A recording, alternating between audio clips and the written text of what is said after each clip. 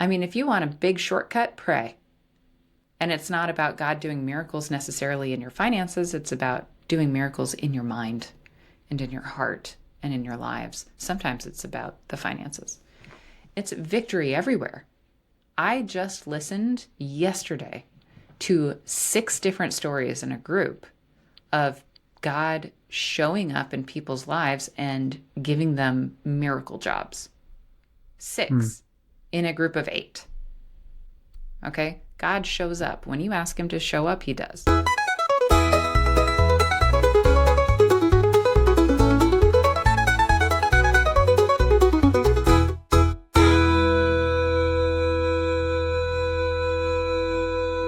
Hello and welcome to Effective Evangelism. This is the podcast where we take God seriously, love each other, and love our neighbors like Jesus did. We're focusing on what it takes to be Christians together and effectively share the good news of Jesus Christ within our communities and throughout the world. My name is Catherine Van Der Laan. You can find me at savorstreet.com, and this is my guest co-host, Gil Banton. Gil, you want to give us a one-sentence introduction as to who you are? Lover of Jesus and lover of coffee.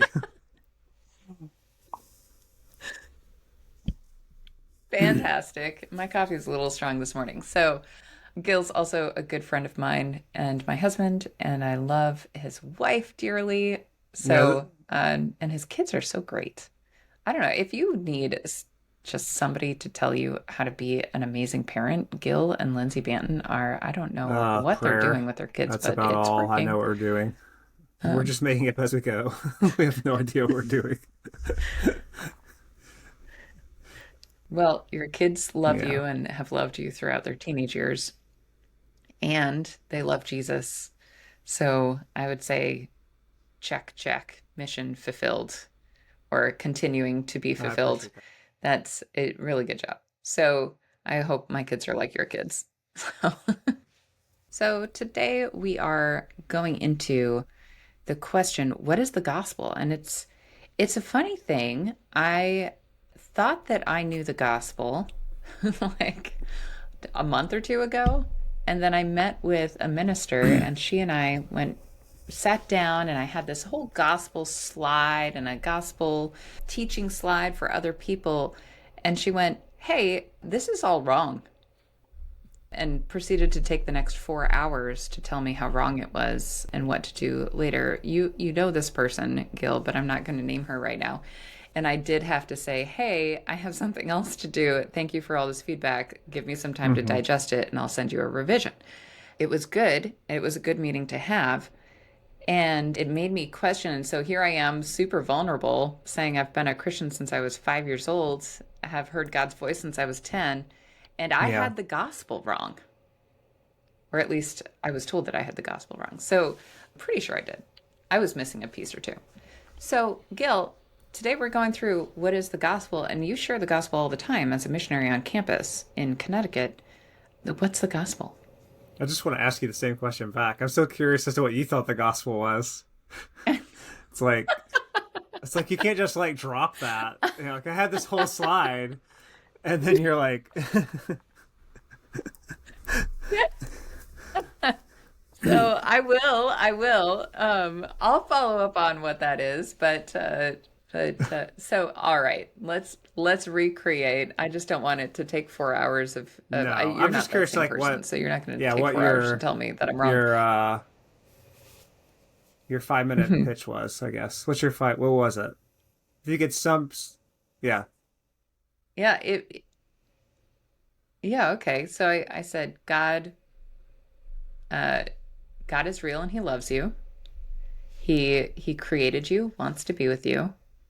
And unfortunately, we aren't able to be with God because we're not perfect like he is. So he sent his son Jesus to die for us, to come and live a perfect life, and to make us appear perfect or be perfect in some way so that we can be with God. And so Jesus took, I'm trying not to use Christianese, because we do bad things, we're separated from God. but God doesn't want that. So he took the consequences of our actions for us in his because he loves us in his great love for us and allows us to be with him now. That is that's my 2 minute what I thought was the gospel. And I got maybe it wasn't 4 hours, it was like a 2.5 hour lecture about how I was wrong. So what do you think? What do you think? Yeah, I mean, we started discussing this a little bit, right? Last week. I think Mm-hmm. I think it's hard to talk about the good news without talking about Genesis 1, 2, and 3. So I think that's part of it. And for those that just again, I'm not gonna sit here and bust out the Hebrew, which I hate anyway. Your husband likes Hebrew a lot more than I do. He doesn't speak Hebrew. I Yeah, well, took I more took half a semesters of Hebrew semester and than was he like, did, I'm not doing that but ever that's again. Um, but it's hard. but I the get point it. It's being, hard. like, you have those stories, right? And I think part of the good news is that God made the world. Like that's part of it, and so it's hard to like. I think what happens a lot of times in our Christian circles is like you were sharing, right, about your childhood. We want to make formulas, right, of like if I a squared plus b squared, like Pythagoras, right, then that equals Christ squared. Like if I just like get to that, if I have this that equals this, then that means I'm saved, right? Like yeah, God has made a plan, He's made a way, but I don't know that it's I just think we oversimplify it, right? I think it's oversimplified. And so I think if you look at Genesis, you have this beautiful story of creation. And I think it's the story of God. Like that's the good news. The good news is it is what you would call penal, I would call penal substantiary atonement, which is a lot of words that mean what you said earlier, basically, right? That God, Jesus was the sacrifice for our sins. It is that, but it is, I think it's just so much more than that, right? That is just one maybe crucial part we could say like of it, that like it doesn't, we don't have the good news necessarily without that, but we also don't have the good news without creation of the world. And we don't have the good news without the understanding that we were created in God's image in Genesis 1:26. And we don't have the good news even in the understanding of the male and female, like, and how that came about as part of that 126 movement of being created for community, and that the fall and so often like the gospel for most Western Christians starts with Genesis 3. That's where our Bible starts. They know the other two chapters are there, but they don't read it, right? They're just like, that's not it. It's like, I'm a wretched sinner and it's just trying to get back, you know? And there's this whole thing about the image of God. Like we're created as image bearers. And I think that that's a big part of it too. I just think sometimes people in our world that you and I live in the New England area, they have no concept of sin. They don't have any concept of they actually think very highly of themselves. They're right. Really, though. And so Really, they're like, I yeah, I agree with love that. doing this. Yeah. I Hmm. really I enjoy being selfish in this way and living out my carnal in certain ways. And I mean, I think in our society, period, sexuality is a huge deal, which that's another discussion about all of this. But just whether it's money or whether it's sexuality or whether it's power or pride or even art, like they just, all those things in a way were created by God, and therefore they are good news. And yet we have perverted them and we made them about us. And I think that's part of the whole discussion too about what it means. Who is Jesus, and how does he bring hope? So I think if you have that discussion too, that's what we try to do. As I try to take people, I'm doing contact evangelism, which is different, I think, than friendship evangelism, but just cold. I'm trying to ask a question to somebody that's going to get them out of their head and as fast as possible into what they actually believe about who the core of they are. And we're all walking around with shame. We're all walking around with, we know if we like have a one night stand. Not, I don't do that. Let's be very clear here. I love my wife. Just want to be very clear here, Me right? neither. But we know, like that's a selfish Mhm. act. People know that they might justify it in ways. So there's just parts. People in general, humans are one of the few animals I know of that are seeking actual loving relationships, and that our eros is more than just sexuality. Our energy, our sexual desire, our humanness is more than just having sex, right? I mean, I know like I brought sex up, and that's like weird to talk about. We talk about the gospel, but I think it's more than just that. Like I think when we look at eros, I think we look at how we handle money, which is your expertise. I think we look at how we live in the world and in communities and injustices in communities. I think all of that's part of like who we are as created beings. And sometimes we do that really well in the world. And sometimes people who don't know Jesus are actually reflecting Jesus in some ways better than most Christians are. And they just have never said yes to Christ. So, Yeah, I mean, that is part of my motive, and I think our motive of having this podcast is to help Christians reflect Jesus better, help Christians share the gospel in an effective way, to know the gospel to the mm-hmm. core, to their core themselves, to be, we call it image bearers. And here's the thing. Look, I've been in the marketplace my entire career. I volunteer a lot at church and in missions. And I Mm-hmm. support missions. I love Mm-hmm. it. I do missions myself in my neighborhood with my friends, but I have this weird reaction when it comes to the word image bearer. And it's Mm. because I feel like it's cryptic.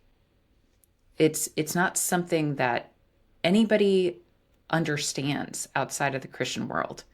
So can we define that? Because I think that's also a very big core part of Yeah. the gospel. Well, I don't even Um, think Christians understand it.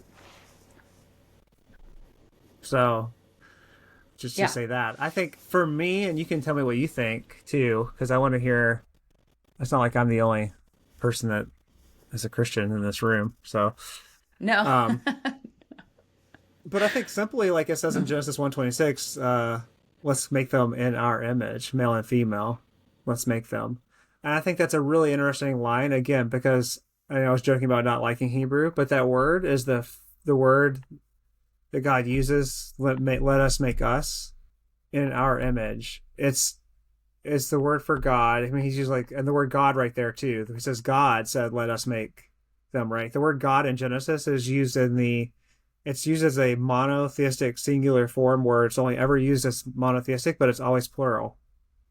So it's really interesting, right? Because it's pointing to this understanding that we have as Christians that not everybody agrees with, but you and I we believe that God is Trinitary, right? And so it points to this idea that God has always existed in a love relationship. So when he says he made Catherine, Yeah. and he made Yeah. And Catherine in his image, that means that there's no accidents. There's like Catherine wasn't an accident. Even if I don't know your story, but even if your parents were like you were an accident, no, you weren't, because God made you, right? Like God made Catherine in His image, and so I think that's like yeah, we use these like Latin words, and that's just because they sound really cool. Like it's really cool to say Imago Dei because it's like we speak English, and English is, let's be honest, kind of an ugly language, right? It's not French, it's not Spanish, but I think yeah, it's just like it's well, it's just Germanic. a mutt. Yeah. It's really what it is. It's a mutt language, but I Yeah. think we use it, but it also helps us to remember it, right? We say something in a different language, we remember it better. So I think that's why Christians use those terms. But the idea there is that we are made in the image of God to be like God, and we're the only created creature listed in the first two chapters of Genesis made that way. And so that doesn't mean we are God, but we're like God, and that we're created for community, to be in community with God, but also with each other. Yeah. Yeah. I agree with that. I agree with that. And I think part of this image bearer, it's funny. I also see like a Mm-hmm. flag bearer. It brings to mind a flag bearer. you know, those people in like ancient medieval wars, maybe that's not ancient, but like medieval wars where they had like the flag bearer and the standard bearer. And if the flag went down, that meant that, you know, that well, he went down, whoever was carrying the flag, but people took it as a symbol to say that the leader was still active and there and alive, that they were doing well, they would follow it, and they would Hmm. pledge themselves to it, right? And so the flag became the symbol. And so whenever I hear image bearer, I put those two things together. And I think we are made in the image of God. We can reason. We need to be with each other. We need to have friends. We need to love each other, and we need to love God. That is, Hmm. it's not a want. It is a need. And I mean, look, when COVID happened, so I was homeschooled and I'm an introvert. I was like, look, I am made for this. Lockdown, no problem. I have been by myself for a long time. I can do this. You know, two small kids and a husband. My husband went absolutely That's insane. So, that's funny because not that's actually, not, interesting. but yeah, he's such an extrovert. And so he was like, "What do you mean we can't see people?" Like he was setting up Zoom calls, he was doing, and I was like, "Look, I have been preparing for this. We have 6 weeks at least of stuff in the freezer and a full pantry. We're going to be good. We didn't have to grocery shop for like 6 or 8 weeks." So it was, I mean, I'm not saying we ate great, but I I am fine by myself for a long time. But even after that, I realized through that Hmm. how much I need people and need to talk to a lot of people, not just my husband and two kids. And everybody here knows what it's like talking with kids. I hope it's not a real conversation until they get older. And but like we're made to need that. We're made to need God, and we're made to Yeah. need people. I would say not only are we made in that image of God where we can reason and we need people, but and need God, but we need love, and we are also called to show people what God's love is like as a standard bearer and as an image bearer. And when I say standard bearer, that doesn't mean imposing standards on others who don't follow God. I mean it's showing people and being the light of Hmm. the world that God has called us to be, that Jesus has called us to be. So I put those two things together. When I hear Yeah. image bearer, I think of That's funny both. because we talked about the flag in our circles too, like our worship circles. That could be the crazy lady coming through, right? Like, Oh, look, I said medieval time on purpose. We don't do that now. And I'm not gonna have a flag and oh, wave it I think around. it's I'm not actually that crazy beautiful. I'm person, not going to do it either. you know. But I'm like more power to you if that's like I don't think God's against people worshiping that way. I just think it's a little enthusiastic. Yeah, so Yep. obviously I think that has definitely got to be part of it, right? There's a verse and my brain's fried and I can't think of it right now. But is it Ephesians that we're his workmanship? Paul says we're his workmanship. I I think don't it's know. Ephesians. And I think that thing, Okay. but I do like there's there are other who is Gil and Catherine, right? Why are we doing this? We're just doing this because we love Jesus and we're just like each other's families and we want to do something for Jesus together, right? That's why we're doing it. And I just simply say that's part of what you're talking about. We need community and we need to do things together. And God does something when there's space, when we create space for God to do something. And so I think the good news is that I'm made in his image. I think that's part of the good news is like it we especially in our generation, I think this is generational, and I think we change how we talk about God or Jesus, but we don't change the message though. But each generation is seeking something different, and I think this generation seems to be trying to figure out who are they, who am I, and do I have purpose? So how does Jesus answer Yeah. that question? Good question. Good question. I used to say this funny thing when I was in high school. My A lot of my friends, and I'm a millennial, graduated high school in 2006, and a Mm-hmm. lot of my friends were trying to figure out who they were. My dad and I would talk about that a little bit because I was like, I don't really know how to relate to them, and a lot of them were not Christian. And to this day, a lot of my friends are not Christian. Pray for them. I witness to them. They'll Mm-hmm. come around, maybe, hopefully. And I used to say this funny little line to my dad. I'd say, why do they need to find themselves? I mean, I don't need to find myself. I'm right here. I'm right here. And I'm going to continue being Mm-hmm. myself and live authentically and I mean, I didn't use that big word at like 16, but and love God. It's so to me, Mm-hmm. I'm defined by God. And anytime I forget who I am, it's like so unmooring, right? I feel like the foundation has been ripped out from under me if I forget who I am. And so then I anchor myself again in God. And I say, no, no, no, no, no. What am I doing? I know who I am. I'm made in the image of God. I am a Christian. I'm a daughter of the Most High God. God loves me. Here are the promises, and I've written them down. Like, here are the promises God has given me specifically, and He's made me this, and He's Mm. made me that. That is who I am. And so it's interesting. It is an interesting thing. And I think that's part of the gospel too. Yeah, can you that's interesting. I'm curious if I don't know that I picked up on exactly how you said that. So, yeah, could you reword it for me? Just so I'm like, Yeah, it's so a lot of people that I talk to, and I do coaching and I do career coaching and financial coaching. And specifically in career coaching, we talk about who people are, their personalities, their skills, their passions, and it's really defining who they are. Tests involved sometimes, and from a very early age, I didn't feel like I needed to test mm, because I had this dialogue with God, and God told me who I was. And he was right every time. I mean, even every time I went, no, I'm going to be a famous singer, God went, well, I've given you a little bit of a propensity for numbers.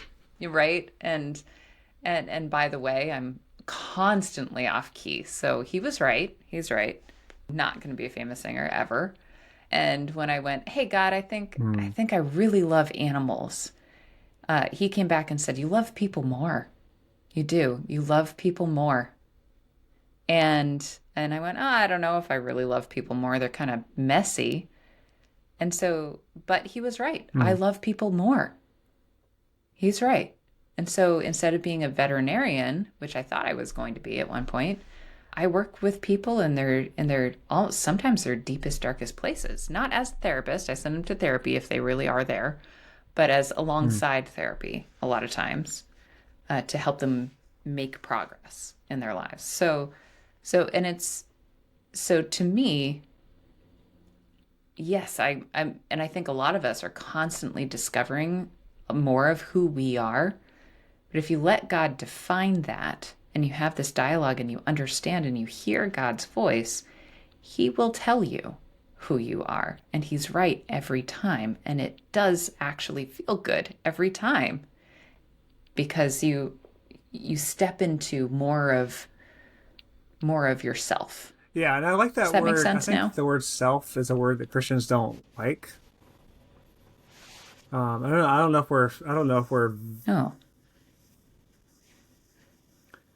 I don't want to like go too far off topic, but, I do think I think it all, does lead us back to what it means to do evangelism, right? And I think that sometimes we don't like the word self because we feel like, I think if that, that sounds new agey or that sounds too psychological or it sounds this or it sounds that, right? But who am I is a question that we all have to answer.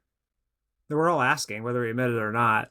And I think it's super interesting to Catherine to listen to your story on that because I do you even realize this? You just said you just went from I love COVID because I could be alone. Did you? And then I you didn't realize said, that. No, no. but God told me that I love people more than I love animals. And in my spirit, I said, I wonder Yeah. what's going on there. And I wonder if Mm. if that was the Lord calling out of you, like this confidence in who you are, that you know you need breaks and you don't, because I would absolutely agree. The interesting thing too is that Thomas, I would consider to be like, I think if people see you guys side by side, you're the stronger personality. He's more gentle Yeah. and like golden retriever, and you have a little more loyalty and German Shepherd going on, and yet, because I know you guys so well, that yeah, he is definitely the extrovert. He wants to be in the middle of people all the time. So, I Hmm. don't know. I mean, this is my spiritual director going right now. It's just I just notice these connections and I go, man, I wonder what God's doing there. And how did the Catherine that I know at 36 or however old you are now, right? Like, how did he get her there and where's he going to have her in 10 more years? And she's still going to be introverted, but she's still going to love people. And what does that mean? I think introverts love people. It's a oh gosh, I was about to insult all the extroverts. I was going to say it's almost a deeper kind of love, but it's not about deeper love. It's about loving each individual and loving to Right. be And I with think that's really important when we individuals. continue to talk about this conversation, right? Because how are Hmm. we, I think sometimes I say to some of my children who will remain nameless, don't look sideways. We all struggle with that, right? We always want to like judge like who's next to us and are we measuring up to them, whoever they may be, right? Um, and I think that's a really important conversation to have as far as like the insecurities we have when we get into those discussions about what does it mean to be in the world as a Christian on mission. We have lots of insecurities. Um, and so I think we've kind of like, we've veered off the topic a little bit, but but I see that to get us back on as I think we talked about earlier about penal substantiary atonement, right? It was at this. I don't know if that was this. Yes, And that was I just this see one. that Hmm. I'm wondering if we could move. I'm trying to move people towards a theology called Christus Victor, which goes all the way back to a heretic. Um, but he's one of my favorite heretics. His name's Origen. That's so Okay, tell me more. it was redeemed by a non-heretic. So Origen, I don't want to get into his heresy. I don't know. I don't remember why he ended up becoming a heretic after he died. I think he didn't believe in the Trinity or something. I don't know. But he did. But he did have some. This is back like when the church was trying to figure stuff out. We're talking like 130 A.D. to 250 A.D. They're like, this is like the early church trying to figure out what does it mean. Like we're talking about, what does it mean to do this? How do we follow a God that is resurrected? We feel His Spirit. He's talking to us. You talked about that beautiful story of God talking to you and your kid. I mean, that's just beautiful. But they don't know what to do with it, and that's why I get these Gnostic Gospels are coming up and all these things, and they're like arguing this stuff out, right? Like my favorite story from this time period is a little bit after this time period, but that's when Saint Nicholas punches somebody out over the deity of Christ. Like that's how much they're wrestling with it. I love that. I love that Santa punched somebody and went to jail for 10 days. It's just You know what? That's yeah. that's Anyway, great. What a but good Christus anecdote. Victor means Yeah. Christ has victory over all, as opposed to just my atonement. Like so, and this is how I compare it.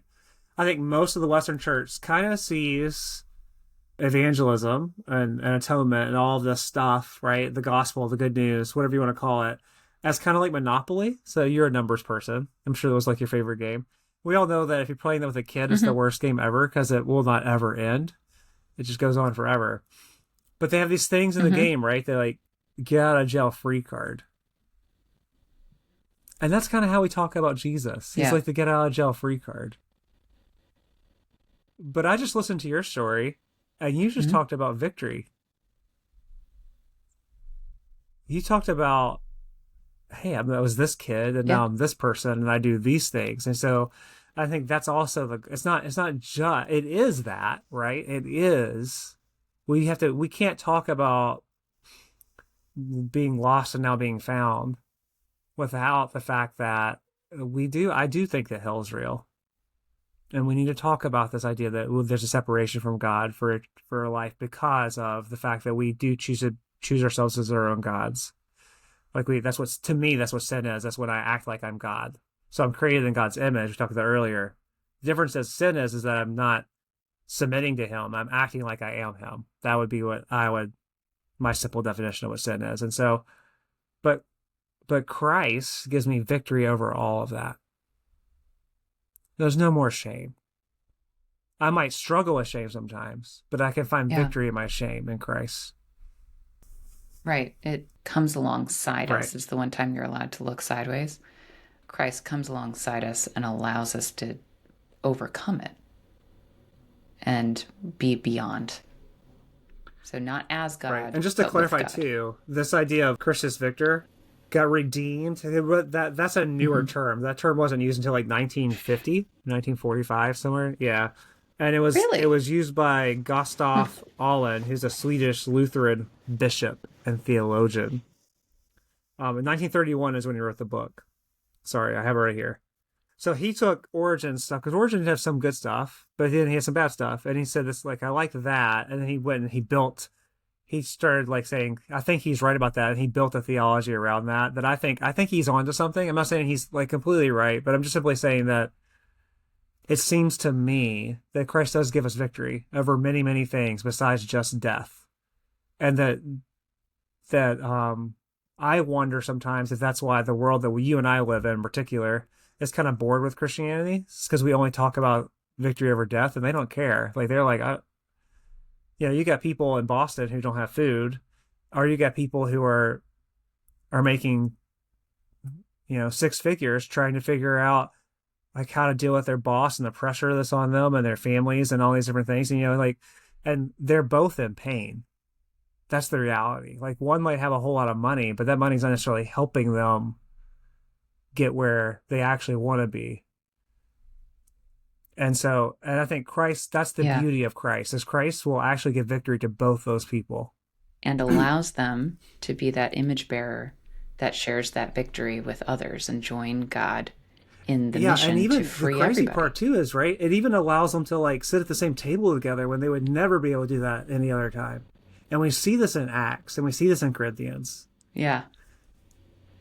Yeah, I mean, like a We good see it at my church. church. There are obviously some Yeah. churches that are not that way, but Yeah. if it in some ways it makes me deal with the fact that there are people at the Lord's table that I'm probably not going to like.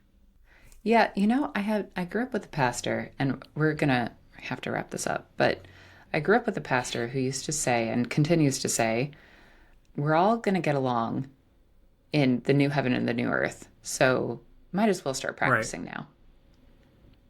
And so it's a funny thing. I mean, yeah, there are people I can't think of anybody, but there have been people at church that I don't necessarily like. But I sit at the same table and we end up getting along and it's Right. wonderful and I love them. That's the difference, right? And so it's Yeah. yeah. And that's the difference between I don't have to That's like Jesus. you Yeah. to love you. I can learn to like you. Like love is a choice. Right. So Right. Right. So all right. So I think we're going to keep touching on what the gospel is and bringing different pieces out because it is a lot more about just that victory over death. It's victory in a lot of areas. And I do a lot of that and you do a lot of that in our day-to-day lives. I mean, I work with Christians and their finances. And so the victory over finances, weirdly enough, and people are shocked, it takes a lot of prayer. I mean, if you want a big shortcut, pray. And it's not about God doing miracles necessarily in your finances. It's about doing miracles in your mind and in your heart and in your lives. Sometimes it's about the finances. It's victory everywhere. I just listened yesterday to 6 different stories in a group of God showing up in people's lives and giving them miracle jobs. 6 in a group of 8. Okay? God shows up. When you ask him to show up, he does. So I'm going to give the call. I'm going to give a call to action. If you are listening to this right now, effective evangelism, then hopefully you're here because you want to evangelize, right? You want to share the gospel. You have to know the gospel to share the gospel. I'm going to give a little plug and a link to the Bible Project. There's this beautiful video about heaven and earth and God basically cleaning areas and allowing himself to exist on earth with us after Adam and Eve. It kind of puts all of this together. I love it. I play it in groups of people pretty often when teaching a class, or like it's a beautiful video. It's about 10 years old, but still good. It's the gospel itself is 2,000 years old. So here we are. I'm going to put a link below. Watch that video. It's about 6 or 7 minutes long. So not too much of your day. I think you can spare it. If you can't, I don't know why you're here. So, all right. Until next time, thank you for listening, Gil, and Absolutely. I'll talk to you soon, Gil. All right? Yeah, thanks for having me. Thank you for being here. All right. Bye.